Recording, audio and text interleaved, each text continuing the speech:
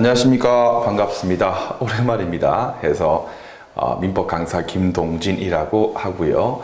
자, 이번 이제 특강을 통해서 정리하고 이해하고 할 부분이 어떤 거냐면요. 일단 최신 판례인데 4개년 최신 판례예요.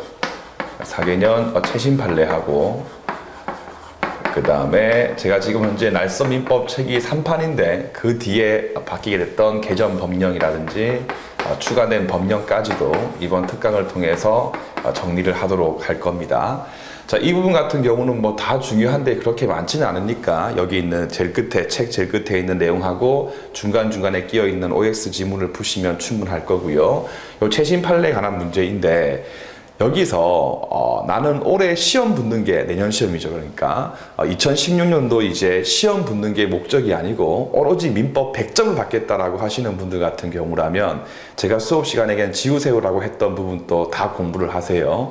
나는 그 민법 한 개 정도 틀려주겠다라고 생각하고 시험 붙겠다라고 하시는 분들 같은 경우는 제가 보지 말라는 판례 같은 경우는 보실 필요 없이 제가 강조를 하고 설명드리는 부분까지만 잘 정리하고 이해를 하시면 될 겁니다. 두 번째 오늘 판례 수업을 이제 지문 OX 지문을 풀면서 수업을 들었을 때요. 복습하는 것을 미루지 마시고요. 단번에 바로 정리하시고 다시 한 번 더 이 책을 볼 때 확실히 이제 이해되고 정리됐던 부분 같은 경우는 그 1번, 2번, 3번, 4번이라고 하는 지문 있지 않습니까? 그 지문 여러분들 사선을 이렇게 그어가지고 지워 나가세요. 확실히 알겠는 거는.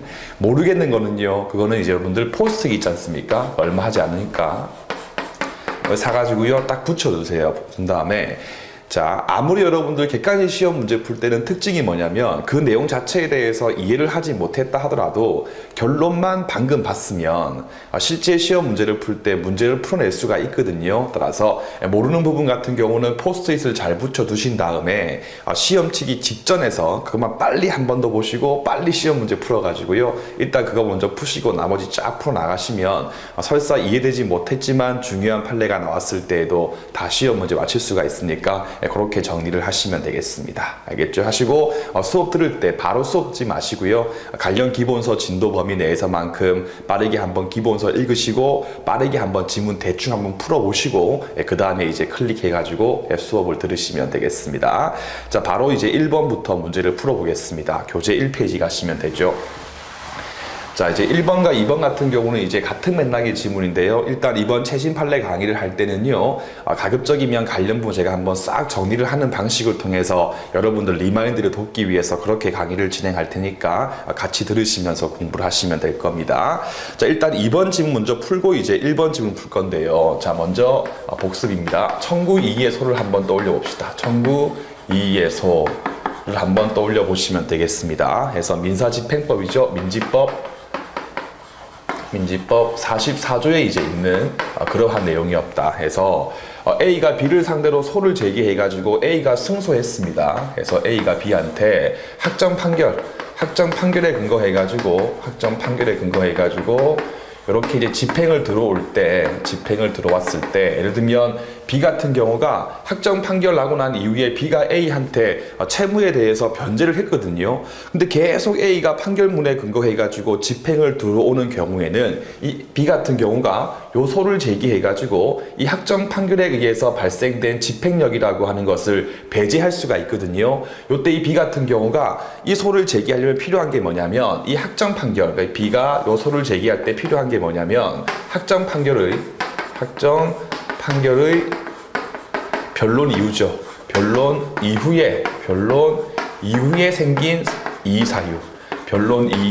이후에 생긴 이의 사유가 있었을 때 이제 그거에 근거해가지고 B가 집행력에 대해서 배제를 구할 수가 있다까지 떠올려 주신 다음에 자, 우리 판례 같은 경우는요, 여기 있는 이 이의 사유 같은 경우에 뭐 민법 제2조에 있는 신의칙도 포함을 시키고 있는 게 기본적인 우리 판례 입장입니다. 그래서 B 같은 경우는 A가 판결문에 근거해가지고 집행하는 것이 민법 제2조에 반한다는 사유에 대해서 주장 증명해가지고요, 저 집행에 대해서 배제를 할 수 있다까지 떠올려 주시면 되겠습니다.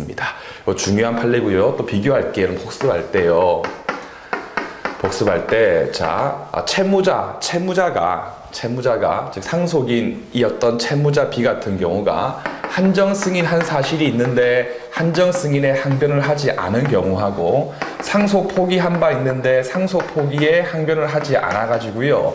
채권자 A가 승소했을 때 나중에 A가 또 집행을 들어올 때 B 같은 경우가 이해소를 제기해 가지고 집행력을 배제할 수 있는가 없는가에 대해 제가 누차 강조했던 판례 두 개 있으니까 한번 비교해 주신 다음에 결론만 정리해 보면 한정 승인 같은 경우는요, 그렇죠, 이해소를 제기할 수 있다는 게 판례의 입장이었다. 상속 포기의 경우는요, 제기할 수 없다까지 두 개를 비교해 가지고 한 번 더 책에 있으니까 학위를 묶어서 하시면 되겠습니다.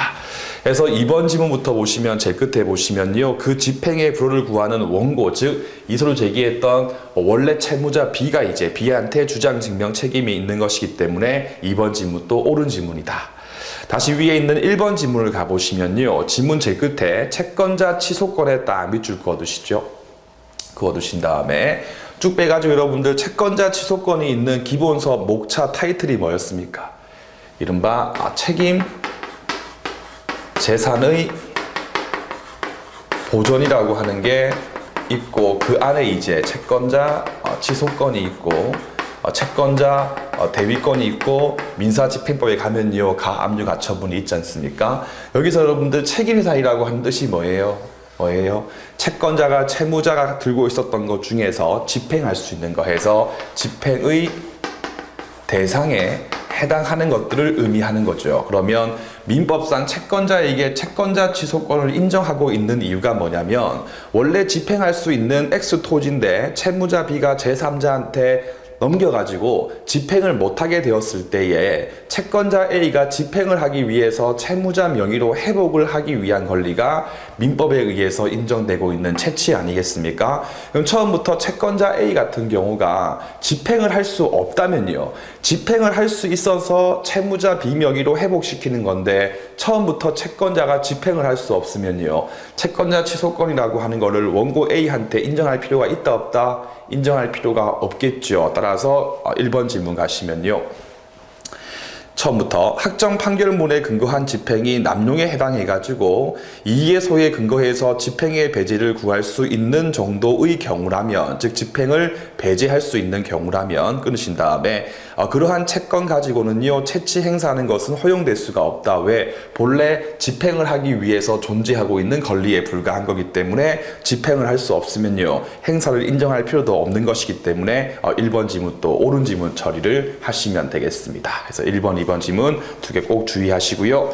2페이지 가신 다음에 3번 지문 같은 경우는 아주 중요한 지문이니까요, 별표 체크하겠습니다. 그래서 제가 수업 시간에 그냥 설명드리는 것들은 적당히 그냥 나름 나올 만한 것들이고, 별표 치는 부분은 매우 중요한 부분이니까요, 꼭 체크하신 다음에 함께 정리를 하시면 될 겁니다.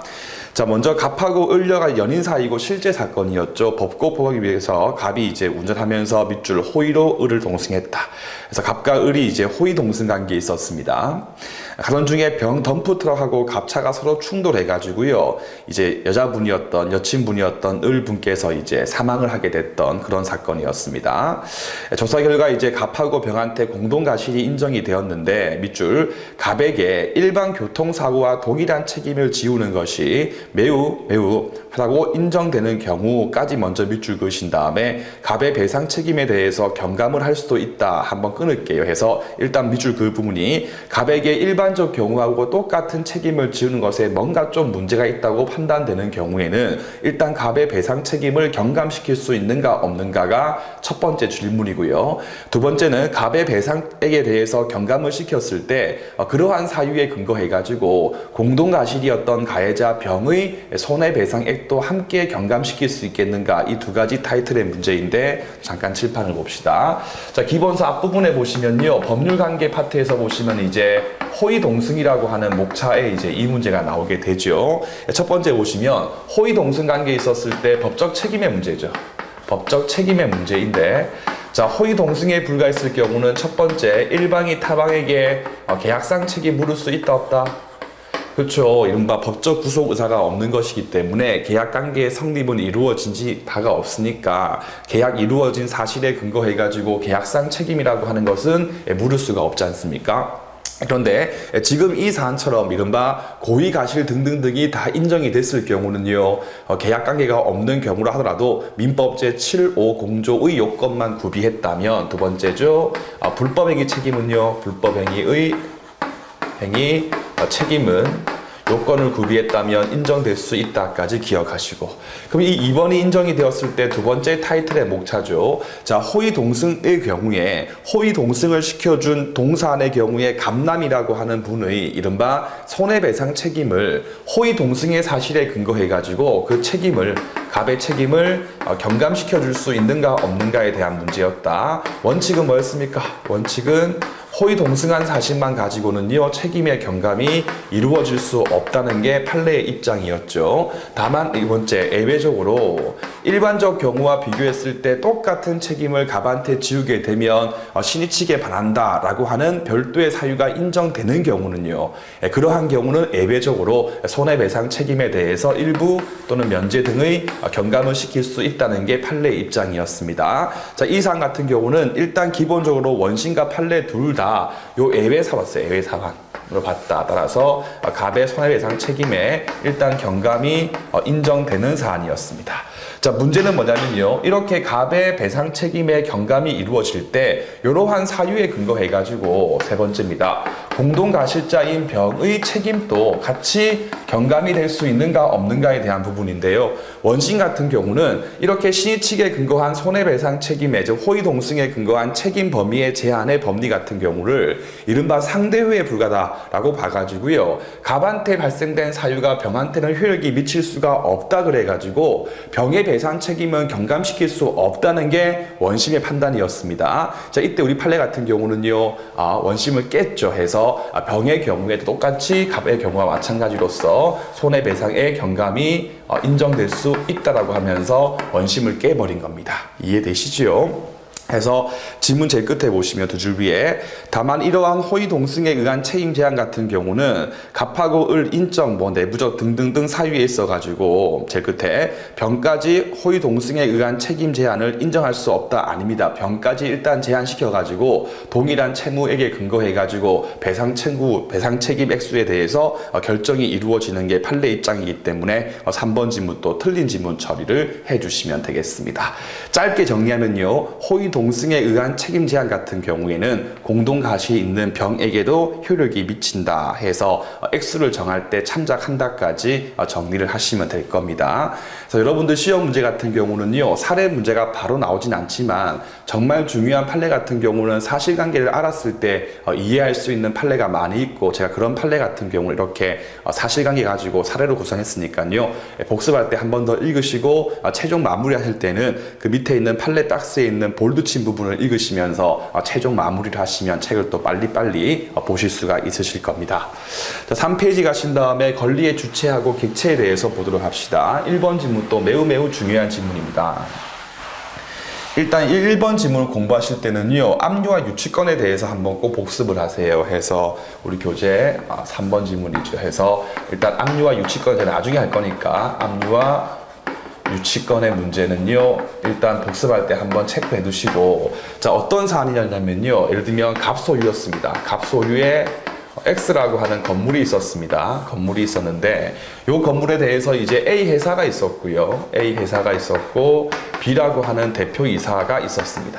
대표이사가 있었는데 이 B가 이제 이 X 건물에 대해서 직원들을 시켜가지고 직원들에게 명령 지시를 해가지고 이 X 건물을 이제 점유를 하면서 하고 있으니까 갑이 이제 X 건물에 대해서 반환을 요구하니까요, 이 B 대표이사가, 그러니까 A 회사의 대표이사 B 같은 경우가 점유를 하면서 우리가 요 X 건물에 대해서 이제 유치권을 행사할 수 있다라고 막 주장했는데 알고 보니까 유치권이라고 하는 건 없고 그냥 B가 단순히 억지를 부린 것에 불과했습니다. 이해되시죠? 그래가지고 갑 같은 경우가 B가 계속 점유하면서 자기의 소유권 침해가 이루어지니까 그 소유권 침해에 근거해가지고 뭔가 권리를 행사하는데 그 권리를 행사하는 거 두 가지를 잘 구분해가지고 연습을 하실 필요가 있는 부분입니다. 그래서 갑이, 일로 올까요? 갑이 자, 대표이사 B를 상대로 해가지고 민법 제 213조에 근거해가지고요. 저 X 건물에 대해서 반환 청구할 수 있는지 없는지에 대한 문제하고 말고 민법 제 750조에 근거해가지고 갑이 A 회사 말고 A 회사의 대표이사 B를 상대해가지고 불법 행위에 근거한 배상 청구할 수 있는가 없는가에 대한 문제인데요. 사안에 보시면요. A 회사의 대표이사 B가 지시를 해가지고 직원들이 점유하고 있었을 때에 A가 점유하고 있는 거예요? B가 점유하고 있는 겁니까? B가 지 개인적 지위에서 지시한 것이 아니라 대표이사의 경우다. 이해되시죠? 그럼 대표기관이다. 대표기관 B가 점유하고 있으면요. 그렇죠. A 회사가 점유를 하고 있는 거 아니겠습니까? 그래서 A 회사가 점유를 하고 있는 거고 B 같은 경우는 점유를 하고 있는 것이 아니거든요. 이렇게 점유하고 있지 아니한 대표이사 B 상대해가지고요. 소유권에 근거해가지고 갑이 반환 청구할 수 있다 없다? 소유권에 근거해가지고 반환 청구를 하려면요. 첫 번째, 갑이 저 X 건물에 대해서 소유자인 사실이 필요하고, 두 번째 뭐가 필요하다? 그렇죠. 상대방 B가 저 X 건물에 대해서 점유 중인 사실이 필요하며 청구 원인이죠. 항변 단계에서 B에게 민법 제 213조 단서에 있는 점유할 수 있는 권리가 없는 것이 필요하다. 요 1번, 2번, 3번이 민법상 요건 아니겠습니까? 동사안의 경우에 X 건물은 갑거니까 1번 충족했는데 2번 B가 지금 점유하고 있다, 안 하고 있다? 그렇죠. A 회사가 점유하고 있는 거지 B 같은 경우는요. 점유하고 있지 아니하기 때문에 2번 요건 X다. 따라서 갑이 B 상대해가지고는요. 소유권에 기한 물청은 행사할 수가 없는 겁니다. 행사할 수가 없는 거다. 그러니까 원심이요. 갑이 B 상대해가지고 민법 제 750조에 근거해요. 손해배상을 청구했을 때도 원심 같은 경우는요. 이 법리를 가져와가지고 대표이사 B가 점유를 하고 있지 않기 때문에 갑이 B 상대해가지고 민법 제 750조에 근거한 배상을 청구할 수 없다 그랬어요. 원심이. 하니까 대법원 판례 판시하기를 야 민법 제 750조에 근거해가지고 배상 청구할 때는 고의가실 그렇죠. 위법성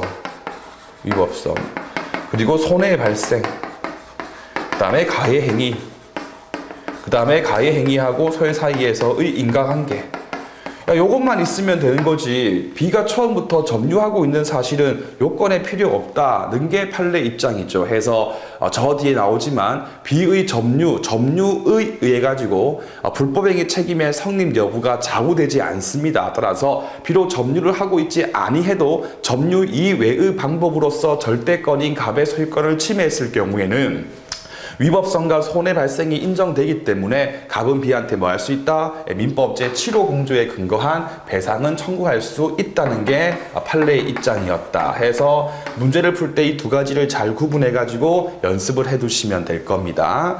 그래서 1번 지문 가시면요. 소유자의 사용 수익권을 침해했을 경우에 밑줄 대표이사 개인도 회사와 별도로 민법 제 750조에 근거한 배상 책임은 부담한다기 때문에 1번 지문은 틀린 지문 처리를 하신 다음에 요 했던 설명이 판결 요지 볼드 친 부분에 잘 나와 있으니까요. 한 번 더 천천히 읽으시면서 정리를 하시면 되겠습니다.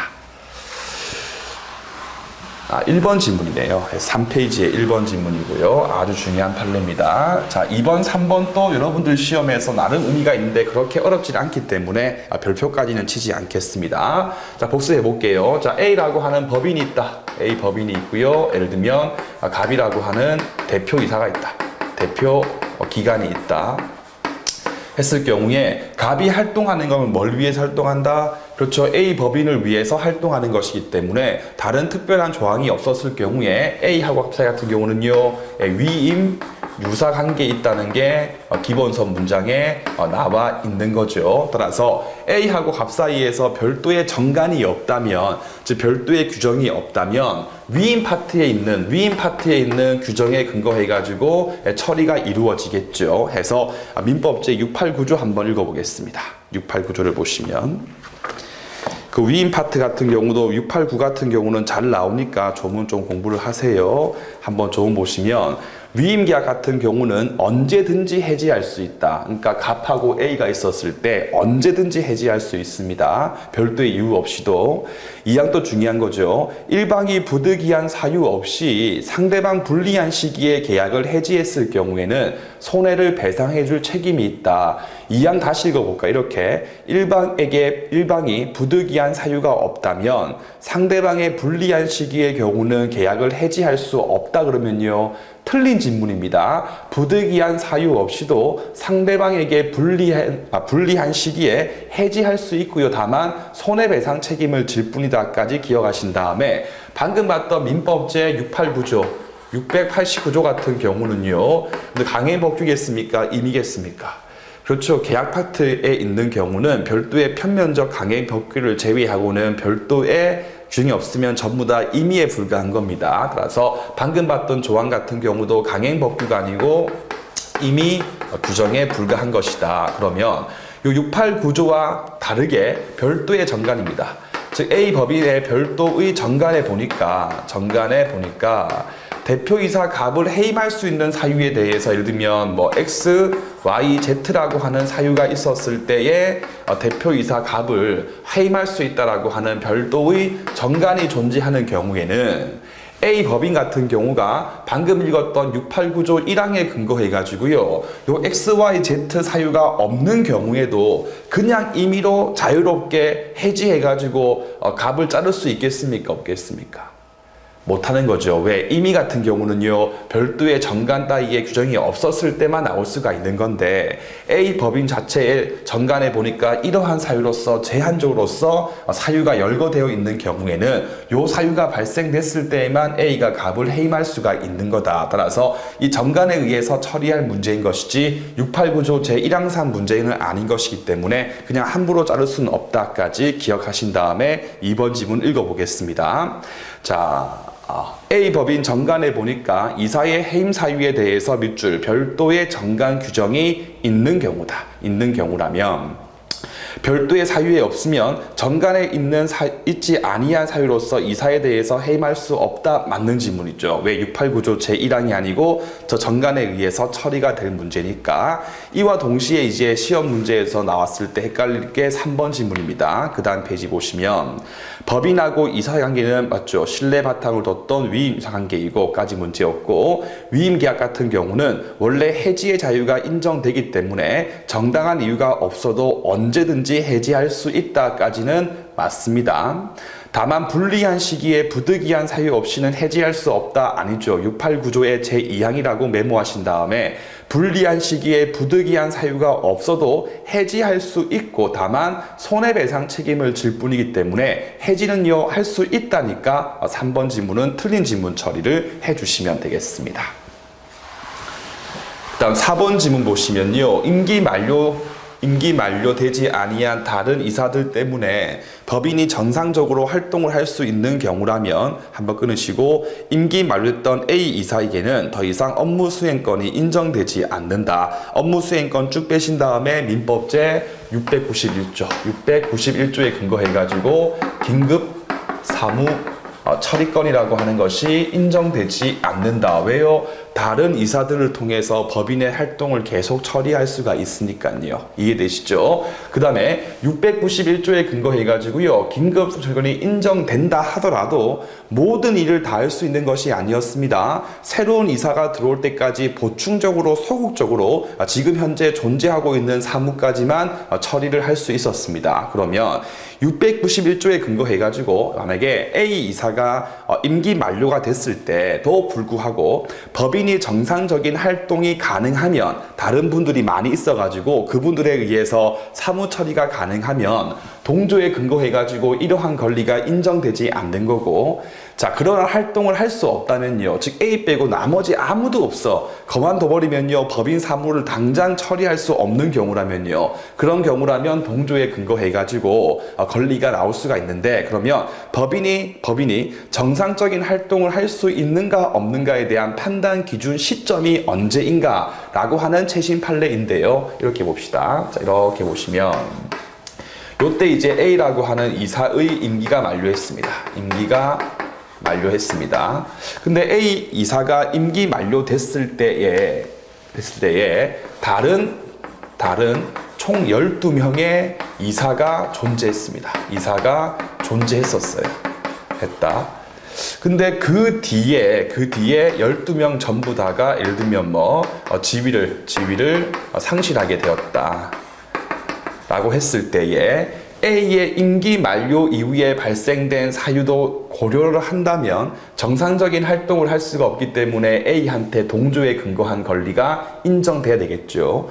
그런데 임기 만료 당시까지만 고려하고 그 뒤에 생겼던 이 부분 같은 경우는 고려할 필요 없다면요. 그러면 이 당시이기 때문에 그 당시 같은 경우는 다른 이사분들이 존재하기 때문에 A한테 이러한 권리가 생길 수가 없겠죠. 판례 같은 경우는요. 그렇죠. A의 임기 만료 당시를 놓고 판단이 이루어지는 것이기 때문에 그 이후 생겼던 이러한 별도의 사유는요. 처음부터 고려할 필요 없다는 게 판례의 입장인 겁니다.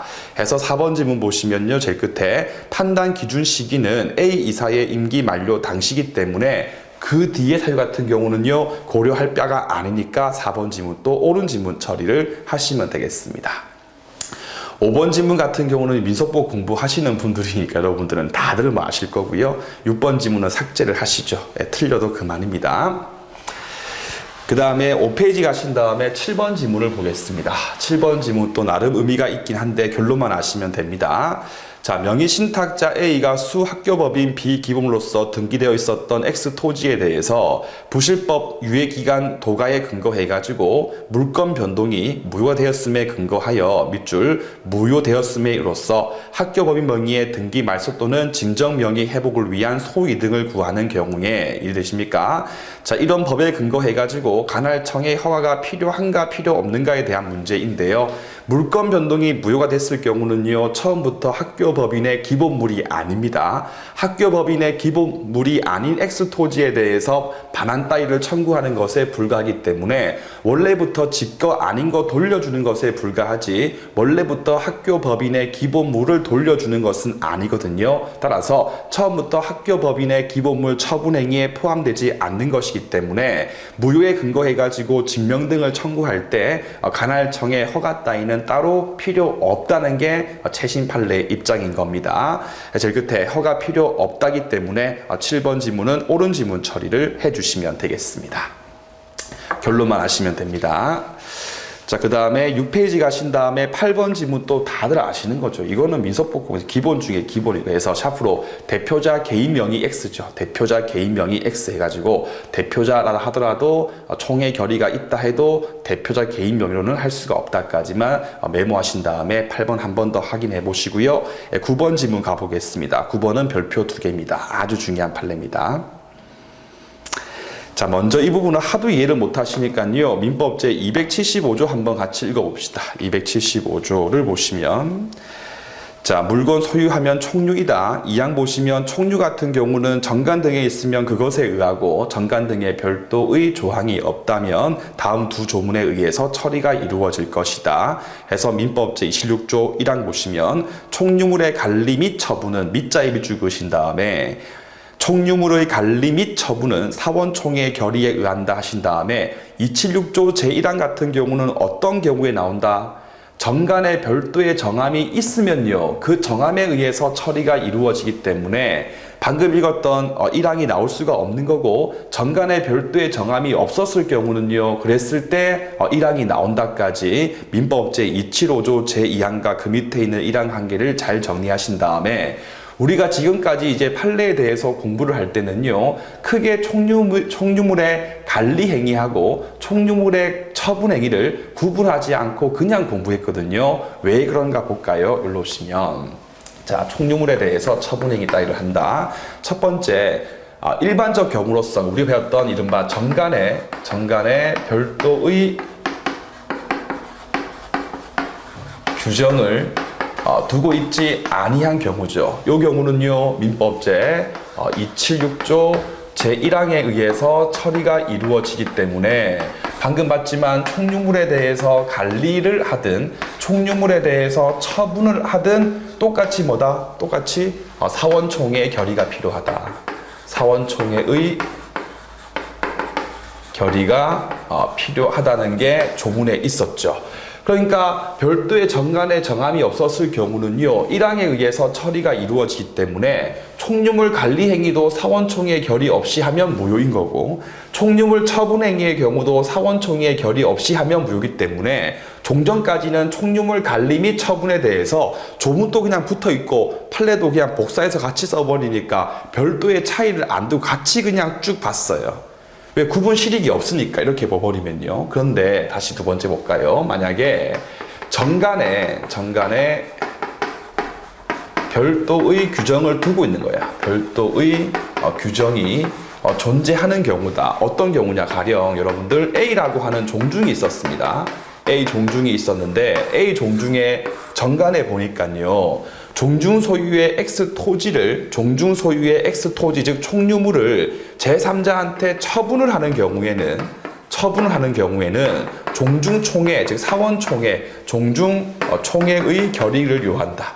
총회의 결의를 요한다라고 예를 들면 정간 제7조에 조문을 두고 있었고, 됐죠?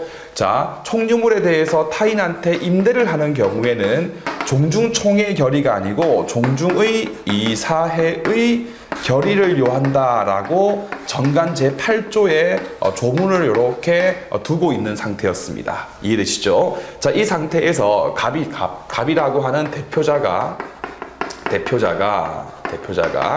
을이라고 하는 자에게 X 토지를 임대하는 임대차 계약을 했는데, 문제가 사원총회, 즉 종중총회의 결의를 받지 않고 한 거예요.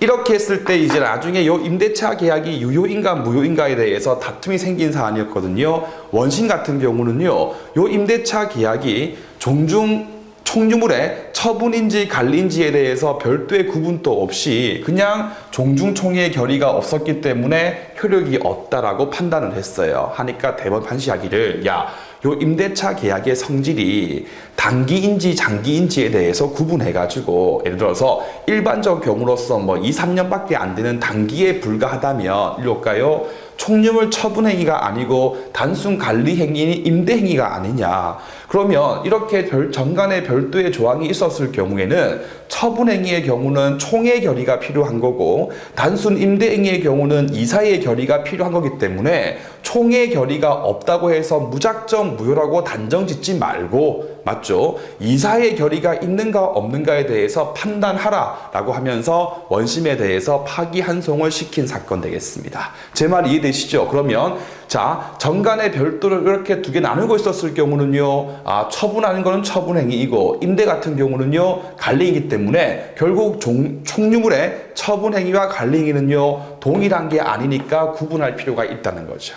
이해되시죠? 그래서 지금까지 이렇게 구분하지 않은 게 뭐냐면 판례가 없었어요. 근데 지금은요, 이렇게 단순 임대에 불과하면 관리 행위에 불과하고 달리 정했을 경우는요, 별도의 결의에 의해서 처리가 이루어지기 때문에 총유물의 관리 처분 행위를 동일하게 보지 마시고 달리 보시면 돼요. 구분해가지고. 해서 9번 질문 가시면, 자, 총유물의 처분이란 처분의 밑줄 긋고 관리에 대해서 묻는 게 아니고 처분에 대해서 묻고 있죠. 총유물을 양도하거나 그 위에 물건 따위 행위뿐만 아니라 그에 이르지 않는 총유물의 사용권을 타인에게 단순히 임대하는 거는요, 포함될 여지가 없는 게 원칙이죠. 따라서 원적으로 총유물의 처분이 아니고 단순 관리 행위에 불과하기 때문에 여기에 해당하지 않으니까 9번 지문은 틀린 지문 처리를 해주시면 되겠습니다. 이해되시죠? 다시 이제 일로 올까요, 여러분들? 자, 총유물 처분 행위를 쭉 빼가지고요. 총유물 처분 행위를 쭉 빼가지고 여러분들 시험 문제에서 가장 어렵게 나오는 게 이제 총유물 처분 행위의 문제이냐, 총유물 처분 행위의 문제이냐, 아니면 단순 정간에 의한 대표권 제한의 문제이냐. 요 문제가 여러분들 시험 문제에서 잘 나오지 않습니까? 정간에 의한 대표권 제한의 문제이냐에 구분하신 다음에, 자, 총유물 처분의 경우에 위반했을 경우는 그냥 무효입니다. 즉 상대방의 선의무과실 관계없이 사원총회의 결의가 필요한데 받지 않고 했을 때는 그냥 무효인 것이고요. 강행법 위반에 의해서 무효이기 때문에 상대방한테 정당한 이유가 인정이 된다 하더라도 표현 대리의 법리가 적용될 수 없다는 게 판례 입장이었고 시험 문제에서 잘 나오죠. 자, 정관에 의해서 대표권 했을 경우는요, 즉 비법인에서 정관에 의해서 대표권 제한을 했을 경우에는 상대방의 선의 무과실에 의해서 계약의 효력 여부에 결정이 됐다 해서 상대방이 선의 무과실이면요, 그러면 계약이 유효하기 때문에 법인 같은 경우가 계약상 책임을 지는 것이고요, 상대방이 선의 무과실이 아니면요, 계약이 무효이기 때문에 법인 같은 경우가 계약상 책임을 지지 않는 거였습니다. 그러면 정관에 의한 대표권 제한의 경우는 어떤 게 있냐? 첫 번째 보증계약, 두 번째 이른바 설계 용역계약이죠. 설계 용역계약 사건, 이 두 가지 꼭 기억하시고요. 총류물 처분행위는 뭐가 있었다? 첫 번째, 인적 보증과 비교해가지고 물적 담보해서 담보권 설정을 해주는 거는요, 총류물 처분행위에 포함되는 겁니다. 두 번째, 총류물에 대해서 양도, 매도하는 행위 같은 경우도 여기 포함된다. 그래서 이 두 개 같은 경우는 사원총회의 결의를 받지 않고 했으면 아예 무효인 것이고, 상대방한테 선의무과실이 인정된다더라도 표현대리 법리에 의해서 보호될 수 없다까지 꼭 두 개를 구분해가지고 연습하시면 다음에 날선민법 3판에 보시면 심화학습 박스에 잘 나와 있으니까 한 번 더 복습할 때 확인해가지고 알을 채워주시면 되겠습니다. 뒷부분 또 쫙 풀어오시고요. 다음 시간에 다시 여러분들한테 그 다음 질문 풀도록 하겠습니다. 여러분들 고맙습니다.